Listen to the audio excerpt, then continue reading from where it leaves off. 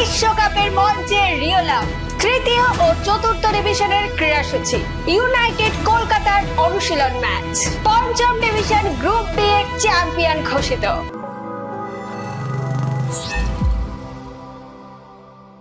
ছোট টিমগুলো দাপট অব্যাহত বিশ্বকাপের মঞ্চে কলকাতা লিগের ঢাকে কাঠি পড়ে গেছে, পিছিয়ে নেই তারাও। এইসব খবর নিয়ে আমি সায়নী শুরু করব আজকের পর্ব।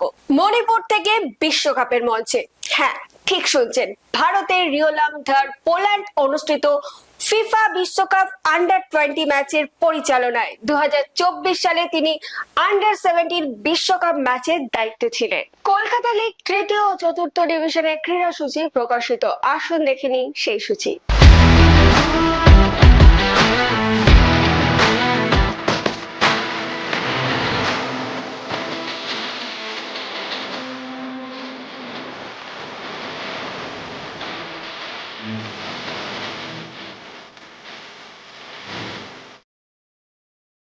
প্রিমিয়ারের যুদ্ধে দল গোছাচ্ছে প্রায় সবাই, পিছিয়ে নেই ইউনাইটেড কলকাতা স্পোর্টস ক্লাব। গতকাল তারা একটা প্র্যাকটিস ম্যাচ খেলেন অল ফরেনার 11 এর সাথে, 2-1 গোলে তারা জয়লাভ করে।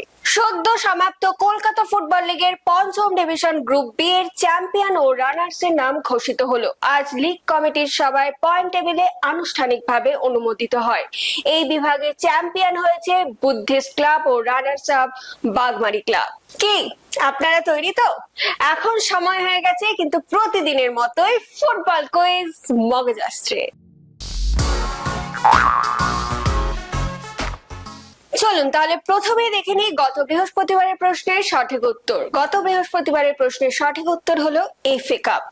উত্তর দিয়েছেন ফেসবুক পেজে পঞ্চানন দত্ত ও সৌম্য পালুই। আপনাদেরকে অসংখ্য ধন্যবাদ। চলে আসি আজকের প্রশ্নে।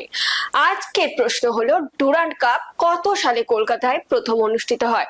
উত্তরটা যদি আপনাদের জানা থাকে আপনারা কিন্তু দেরি করবেন না, ঝটপট লিখে ফেলবেন কমেন্টে।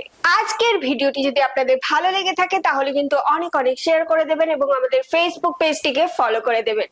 বাংলা ফুটবল এরকম আরো খবর জানার জন্য আমাদের ইউটিউব চ্যানেলটিকে সাবস্ক্রাইব করে বেল আইকনটি প্রেস করে দেবেন। আজকের মতো আমি এখানেই বিদায় নিচ্ছি। আবার আপনাদের সঙ্গে দেখা হবে আগামীকাল একটা নতুন পর্বে।